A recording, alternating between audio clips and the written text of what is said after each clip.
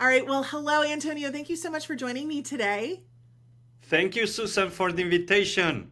Of course. So now you operate in the business world quite a bit, and we are an education podcast. So I am quite sure that many people may not be familiar with you, your background, and what you do. So can you share a little bit of that with us, please? Sure. So I'm passionate about projects and project management.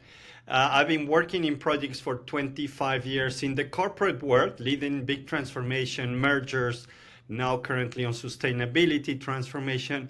But I'm also passionate about teaching. I've been teaching about maybe 15 years or plus, mostly business schools, MBAs. And yeah, I've published a few books, one with Harvard Business Review. I'm just very curious. I love to research. I believe that projects is what makes us happy in life, personally, in our organizations when we're learning. So I think we need to learn more about how to do projects right. I love this. So, can you expand on that a little bit more? Like, what exactly is it about projects that you feel is so important for us to dive into? Well, there is things that we don't learn, right? One of the things that we do, all everyone I know, we do projects in our personal lives, at work, with our startups, public sector, but nobody has taught us. It's not a topic that is common in business schools, and I know, Susan, you're in the education space, but it's not something that I never had that in my university, in my high school. It's something that is very unique. It's mostly related to IT or engineering, while we all do projects. So I think that was a gap that I've seen, and I think when you get some tools, just the simple tools, you will be more successful. But who doesn't love to start projects, right? So Sam, we love to start projects. The problem is you need to finish them. Yes.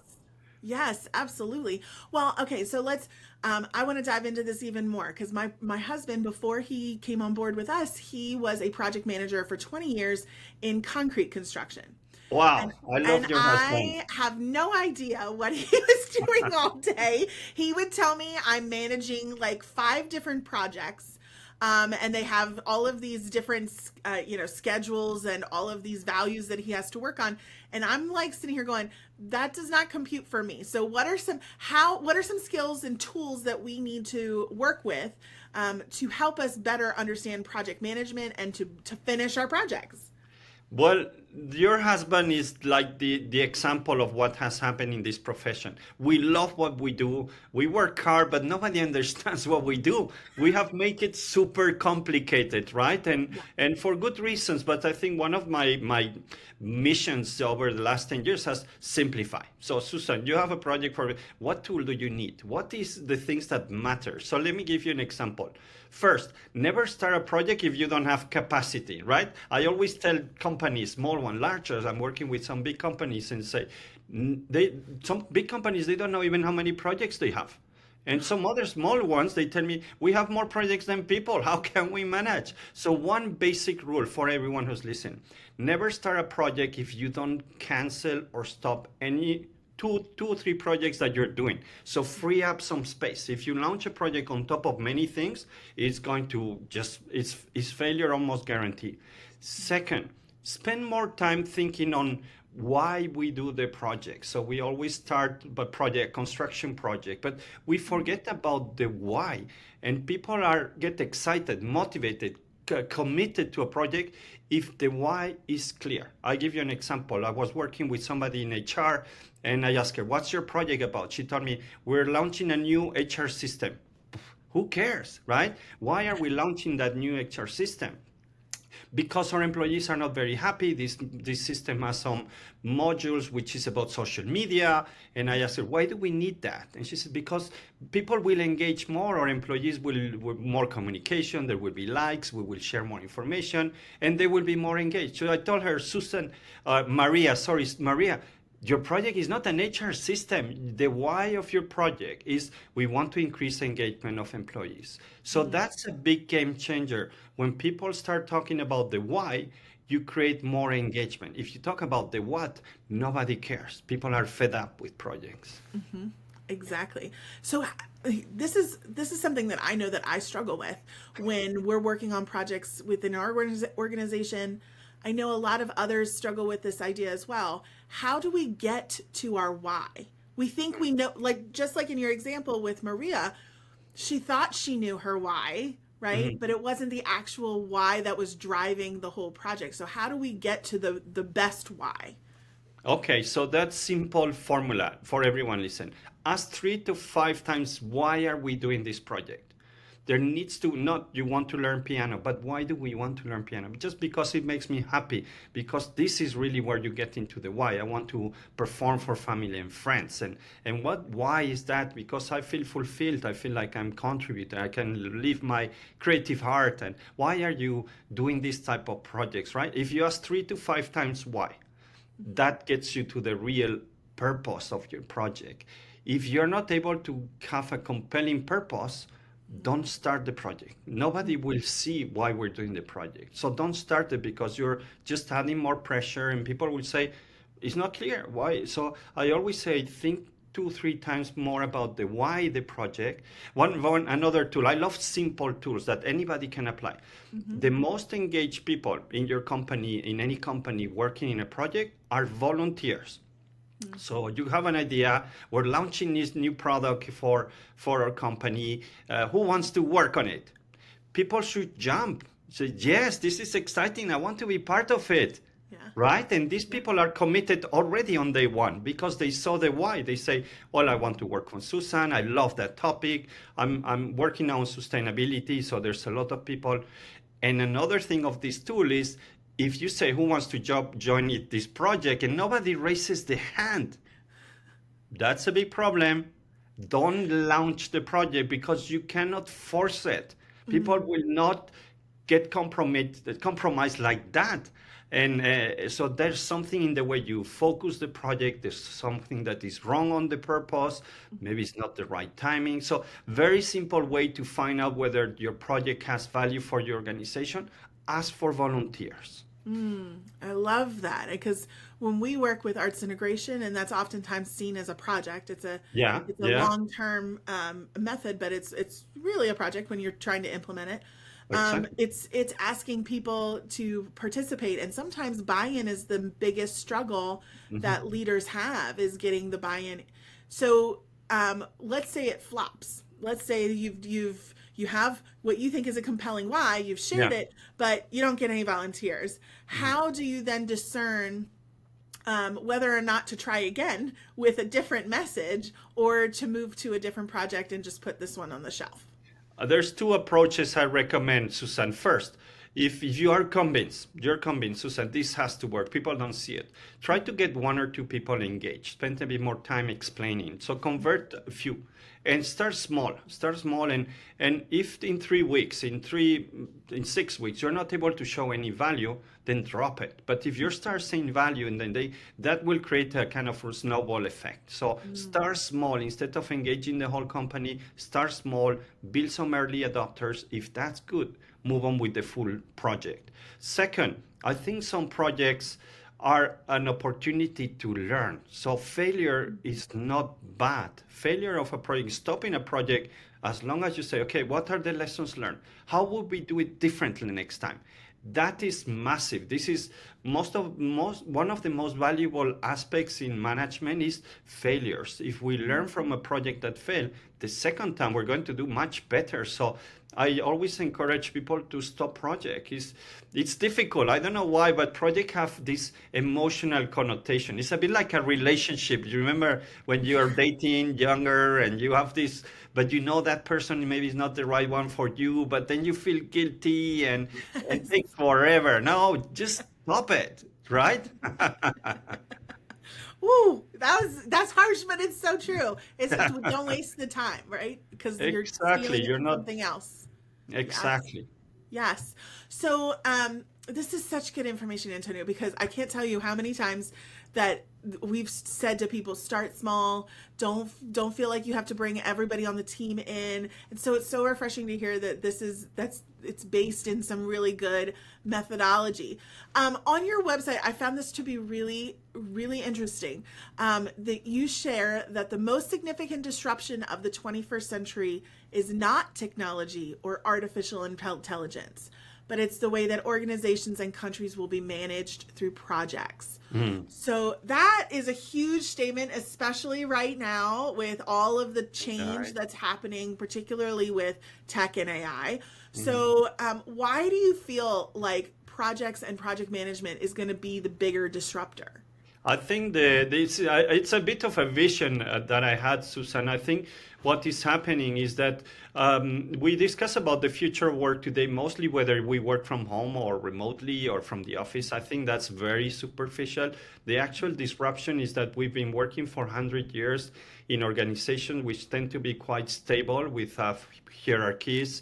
You have job descriptions, role descriptions, you have career path.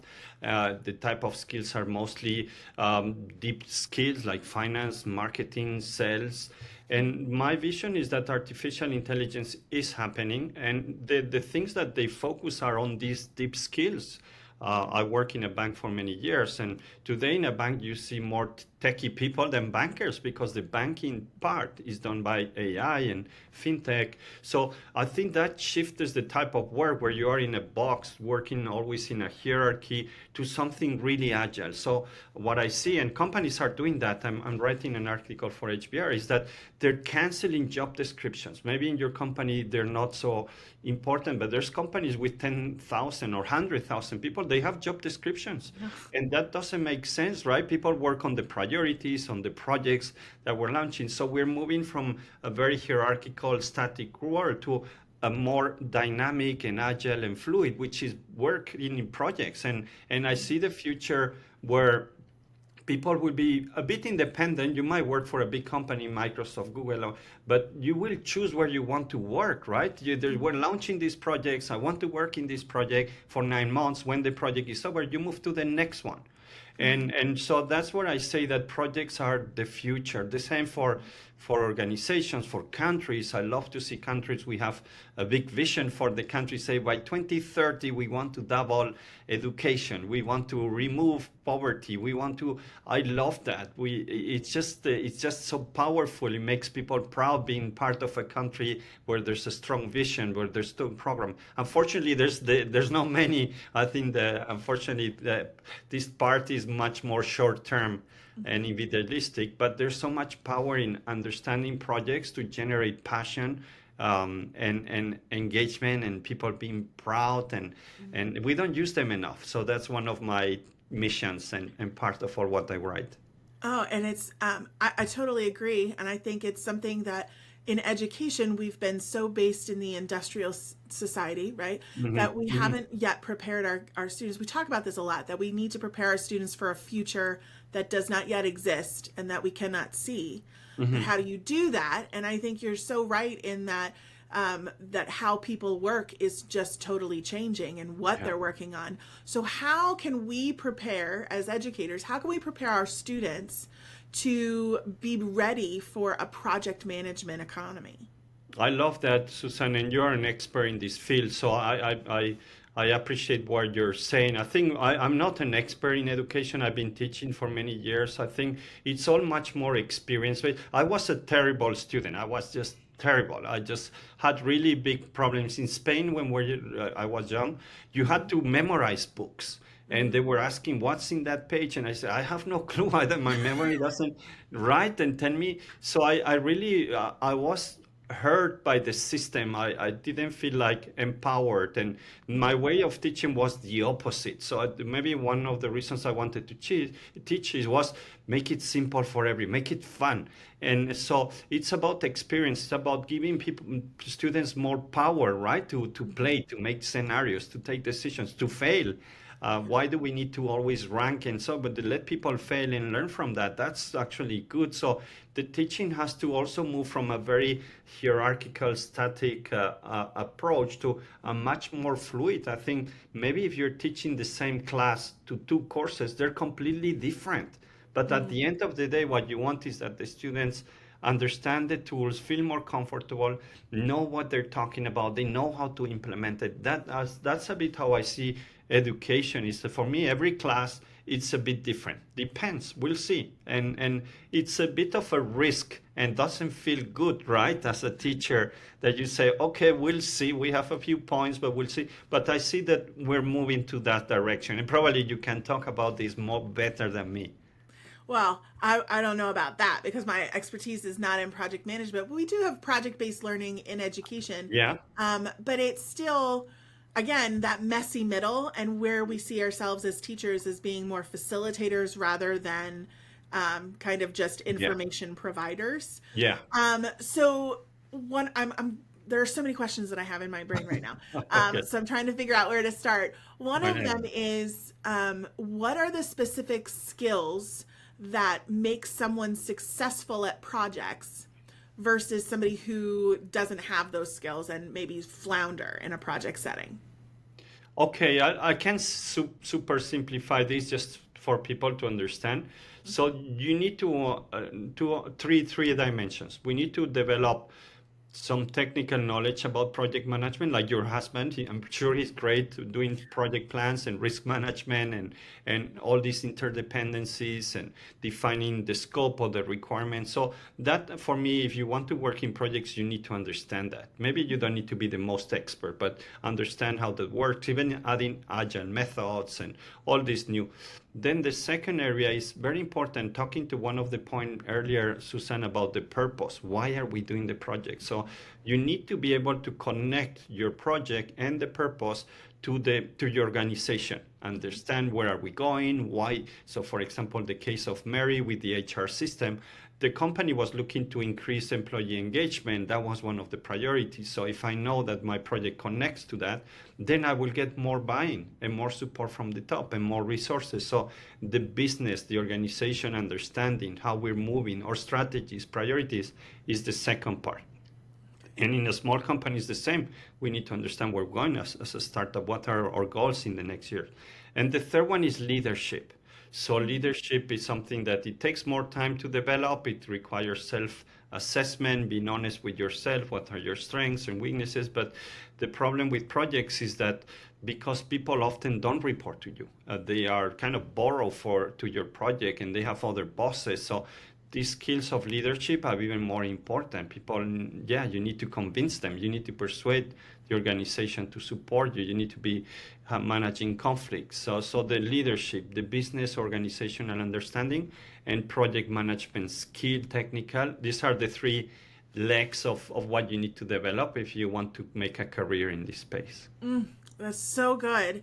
And as you're talking about leadership, it's reminding me, making me think about principals, leaders in buildings who are helping to support the various projects that are going on, right? Because there could be an art show that's happening or a music concert that's happening, and each of those could be considered a project, as well as what's happening, for the culinary class down the hall. So, as a leader, what are some ways that I can help to support a project without micromanaging it? It's a great question, and it's a difficult one, Susan. And leaders, one of the target audience of my HBR book was leaders, because there's very few tools or competent leaders have been used to grow in a world which is the static one. They know how to manage team in a hierarchy, but it's very different to manage a team which is not reporting to you. Again, very independent and the decision making. So it's hard for them to. So the question is great, because the role of the leaders is super important. In my research, it's about 30% of the success of a project depends on the leader. If it's committed, if dedicated time, if it's prioritizing, because like you were saying, if you have three events at the same time, which one is the most important? How do we prioritize them? Where do we need to go first? Second, that's often an important decision for the leader. And then leave the project manager deliver and manage the project. Very important, never micromanage because it doesn't add any value. So the leaders play such an important role and they're not prepared, they're not trained, that it can make a big difference when they understand first about launching new projects. Back to the point of never launch a project if you don't finish two or three, because you kill the whole organization or overwhelm. But also the role they play through the execution, making sure that the barriers are removed, that the resources, that decisions are made quickly. So super important role that we need to work a lot on. I agree. I agree. Mm. Um, Now, I want to kind of shift gears a little bit because you were talking about the upcoming project economy and what that could look like, where somebody's working for 9 months on a project and then maybe they want to shift to a different one. Is there a way that we can stack projects, or maybe be working in multiple projects that lead to maybe the larger project? For Mm. example, you know what I mean? That they're Yeah. smaller projects that are stacked to make the larger one. Is there a way that we can do that, or is that getting too in the weeds? Yeah, no, it's recommended, Susan, especially because companies I work, they might have 600 projects. And I think there's two approaches here. First, if it's a mini project, like it's just 5 days of work, don't call it project, because that, when you call something a project, that requires a bit of management, right? You might need to write a project charter, you might need to have a steering committee. So you create a lot of bureaucracy or administration for a small task of 5 days. So the first thing I do when I work with organizations, which are the threshold where we don't call them projects. They might be projects, there's a start there and end, but below 20 man days, just do them. Don't bother. Don't, just get the problem solved, get that small improvement done, gone. And that helps you to cut about 30-40% of your kind of portfolio. And the other thing is what you're saying, let's stack them. Let's see how we group them. If we're doing something about our own digital transformation, something about employee engagement, there's often things that you can put together, and it's easier to manage a program of 10 projects than 10 projects individually. So absolutely, this is a good advice. When you have too many projects, try to group them, stack them, and you can monitor just the top. So you manage maybe 10 programs instead of 100 projects, which is just impossible. So great advice, Susan. You know what we do in this space. Oh, that's good. I'm glad that Yeah, I'm picking yeah. it up. This is Very good. nice. Now, there's a great tool on that I found on your website that I love, called the Project Canvas. Oh, yeah. Can you just briefly share what the canvas is? We'll link it in the show notes so that people Thank you. can download it from your site. But I would love for you to just kind of briefly talk about what it is and what you use it for. Sure, and it's free. It's there. Yeah, it can be used. So the purpose for me was like back to your husband and project managers. We're not good at communicating. So everything that run project management is super complex, and people say, "Don't go into there. I'm not interested," because we've made it super complicated. Look at the plan. You don't understand anything, right? Or a project charter, maybe 200 pages. Who's going to read that? So I really wanted to simplify and find one way to show a project, the fundamentals in one page. I was inspired by several tools that exist already in one page. There's the business model canvas, which is for startups, and in one page you have 9 elements. There's this 5 forces from Michael Porter. There's 7 Ps from Kotler on marketing. So everything that kind of resonate, works, people remember is simple. And in project management, there was nothing simple. So it looked like a simple one pager, but it took me like a year just to synthesize, to see, okay, where are the 14 elements that make a project successful? And the beauty about this is that you take the tool, you take it to one of your projects. In half an hour, you have a very good assessment of what are the strengths, what are the risk areas, with the whole group. Everybody understands. They don't need to follow a 5 days training. You understand what the project is, you understand the fundamentals, and then you can address it, you can communicate with that. And so it's simple. Everybody can use it. You can use it for a mini project, a project at home. Students can use it a lot in my classes. Big companies like Lego, they told me we're using that for a factory in the US. So it's just a very visual tool that I think it's just what we needed. It's just one of the challenges for us is to make things simple. And this tool helps to make things simple. Yeah, I totally agree because at first glance I could look at it and I understood each of the elements, what you were asking, why it was important, and I can see if you filled that out how easy it would be to understand the overall project. And you're right, so often our projects get out of hand. They're unwieldy and we can't we know Yeah, them inside and yeah. out, but then somebody else comes in and it's very difficult to communicate. So thank you for creating that canvas. Like I said, Thank we're you. going to link that in the show notes so that others can download it as well and use that. So appreciate that. Before I Welcome. let you go, I would love to know, because we are a creative organization where we work with arts educators and creative educators all the time. How do you feel like creativity influences or impacts project management? I think it's a must, Susan, and we have been blamed of not being very creative and trying to not make changes to our plans. I think that's a bit the past of project management.